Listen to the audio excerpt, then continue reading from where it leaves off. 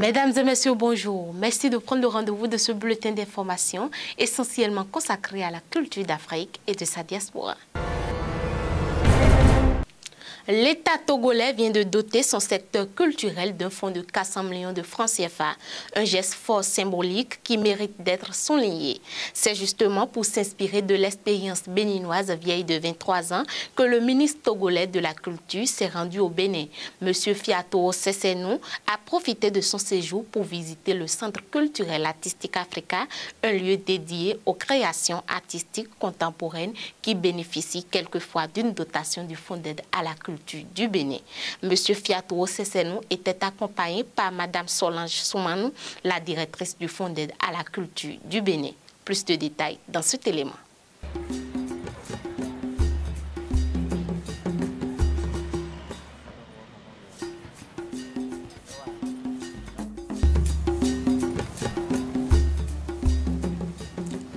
Ce déplacement du ministre togolais Fiato Sessenou au Centre culturel artistique Africa s'inscrit dans le cadre de la visite des centres culturels privés au Bénin. Suivi d'une délégation du Fonds d'aide à la culture béninoise, le ministre a visité les différents compartiments du centre. Une explication lui a été aussi donnée sur l'installation de l'artiste franco-béninois Julien Vinquin entrant dans le cadre de la Biennale Regard Bénin 2012. Mais quelles ont été ses impressions après sa visite? Avec les 3 centres que je viens de visiter, je dis que d'abord, il y a la promotion du secteur culturel privé. J'ai pu remarquer que ce n'est plus aujourd'hui l'État qui prend en charge la création des centres. Il y a des initiatives privées et partout j'ai pu voir qu'il y a assez de personnes. Ce qui prouve que la culture peut être créatrice d'emplois. Et nous sommes très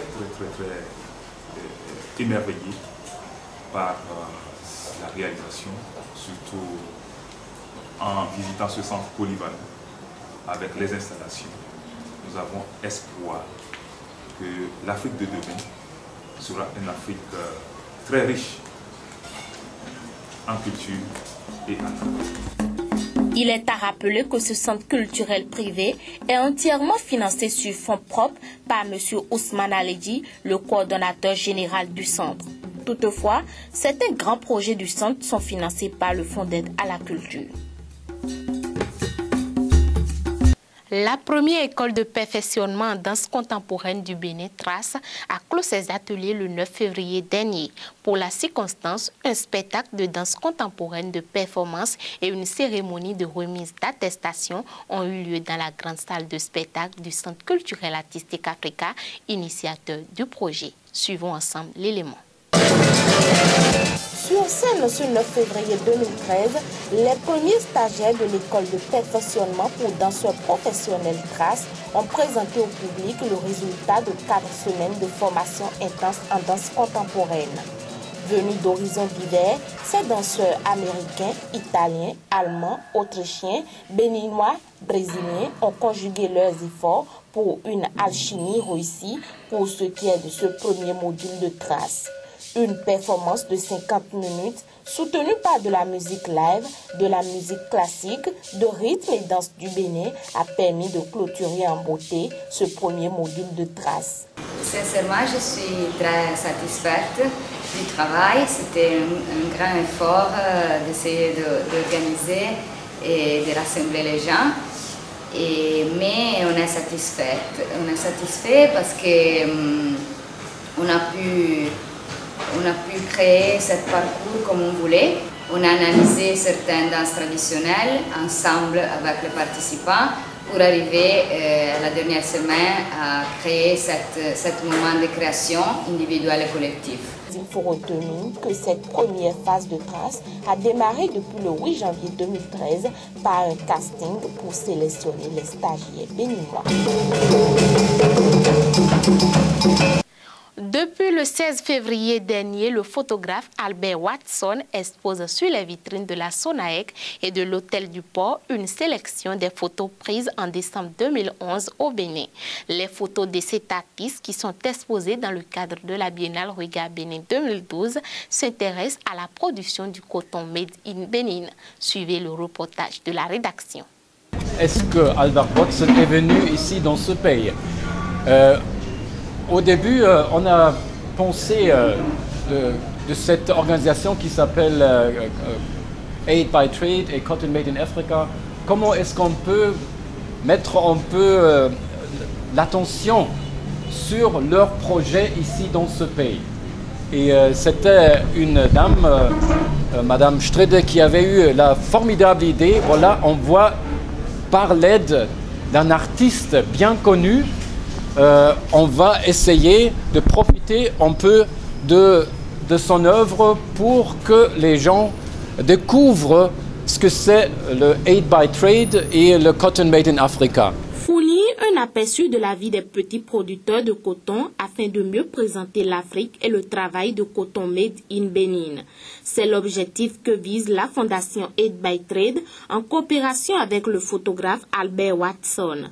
Grand photographe de mode et portraitiste de célébrités américaines, le photographe a pris toutes ses photos dans les champs de cotons africains en vue de dénoncer les conditions dans lesquelles les cotonculteurs travaillent afin de nourrir une éventuelle amélioration des conditions de travail. Au vernissage de l'exposition de Albert Watson, qui fait encore partie de la Biennale Regard Bénin, ça aurait dû commencer déjà en novembre, décembre, mais ça a pris des mois à convaincre l'artiste à nous laisser faire des tirages de ces photos sur le support publicitaire, parce que c'est lui normalement qui fait les tirages de ces photos dans son atelier, mais c'est la première fois qu'il laisse une équipe faire les tirages pour mettre ça dans un espace public. Je parle brièvement sur le concept parce que comme commissaire, j'aime bien travailler sur les thèmes, disons dans les veines liminales, ça veut être entre deux espaces. Et ce qui est la caractéristique de toutes les expositions ici à Ganyi, parce que d'une manière, ils sont la rencontre des espaces privés, comme les boutiques de SONAEC, de Woodin, BSS et plusieurs autres, les espaces privés qui rencontrent le public. Ça veut dire c'est entre le public et le privé. Et c'est une manière que les gens puissent aller voir des œuvres d'art sans se rendre dans un musée ou dans un centre d'art. Alors c'est le moyen plus direct à présenter l'art dans le public. L'exposition se poursuit jusqu'au 16 avril prochain, mais il faut rappeler qu'elle a été effective grâce à la fondation Aid by Trade Coton Made in Africa, qui a sa base en Allemagne, mais gérée ici au Bénin par le Centre Culture Forum Sud-Nord de Stéphane Kohler, commissaire de la Biennale Regard Bénin 2012. Ouverture le 15 février passé de la bibliothèque du Musée d'art de la vie active MAVA, première bibliothèque d'art contemporain en Afrique de l'Ouest. L'événement s'est déroulé à Fidjrosset Centre et a connu la participation de plusieurs artistes nationaux et internationaux, dont certains sont invités à travailler pendant un mois sur le thème bibliothèque. Compte rendu de l'événement. Cette procession autour de la toile du plasticien béninois Laudamus Sebo aurait pu être un rituel traditionnel, mais elle annonce une bonne nouvelle. Et comme on peut le lire au mur, l'arbre qui tombe fait plus de bruit qu'une forêt qui pousse. Des graines d'or ont été semées. Mivacé, l'arbre pousse. Voilà une réflexion métaphorique de la plasticienne franco-béninoise Christelle Yaovi de Souza, présentant le bébé qui naît ce 15 février 2013 dans le monde artistique béninois. MAVA Bibliothèque Résidence. Une initiative qui s'inscrit dans le cadre du projet MAVA, le musée de l'art de la vie active, qui a pour but de participer au développement et l'éducation artistique sur l'art contemporain au Bénin. Meshak Garba, le promoteur, explique. L'idée de cette initiative, c'est déjà, j'ai pensé apporter quelque chose à mon pays, qui est le Bénin, parce que moi je fais des performances et des exploits à travers le monde entier. Alors j'ai voulu faire une sorte d'initiative au Bénin, c'est pour ça que j'ai créé le MAVA. Parce que quand je regarde quand même ma ville de Cotonou, en plein 21e siècle, où on n'a pas un musée d'art contemporain, ça te fait quand même réfléchir un peu. Alors je dis, si on commence des petites initiatives, ça peut susciter de bonne volonté. C'est pour ça qu'on a créé cette bibliothèque et j'ai transformé ma maison en musée. L'ouverture de cette bibliothèque d'art est colorée par le vernissage de la résidence MAVA, consacrée aux œuvres de 5 artistes béninois et internationaux. Le 18 février dernier, la grande salle du FITEB a servi de cadre pour le lancement officiel du projet Perform à Bénin. En collaboration avec le programme Société civile et culture, ce projet est conçu pour rendre plus performante la grande salle de spectacle du FITEB en matière de régie, lumière et son. Renforcer les capacités techniques du FITEB par l'acquisition et l'installation d'une régie son et lumière susceptible de répondre convenablement aux normes techniques des spectacles d'art de la scène. C'est l'une des objectifs visés par Perform à Bénin en collaboration avec le programme Société civile et culture PSCC. À travers ce lancement officiel, les insuffisances techniques relatives à la régie son et lumière de la grande salle du FITEB trouveront dans les jours à venir des solutions idoines et durables. Comme objectifs globaux, Perform à Bénin vise à renforcer les capacités techniques son et lumière du FITEB, organiser la diffusion de spectacles d'art de la scène à la population. Plus spécifiquement, Perform à Bénin vise à œuvrer à l'autonomisation du FITEB en matière de production et de diffusion de spectacles des arts de la scène par la mise sur pied de plateformes d'expression de ces arts et d'un réseau de gestionnaires. Perform à Bénin, dans un premier temps, permettra au FITEB de rénover la régie lumière de la grande salle et du petit théâtre et de créer une régie mobile susceptible d'être déployée en tout lieu pour les besoins d'un spectacle, puis de renforcer sa régie son. Pour l'occasion, de nombreuses activités ont été organisées du 18 février au 7 avril 2013. Au nombre de celles-ci, 12 régisseurs sélectionnés sur toute l'étendue du territoire national recevront des formations au cours d'un atelier d'installation et de création en régie son et lumière. Terminons en musique à présent pour suivre un extrait du concert de l'artiste togolais King Messan. C'était le 16 février dernier à Cotonou.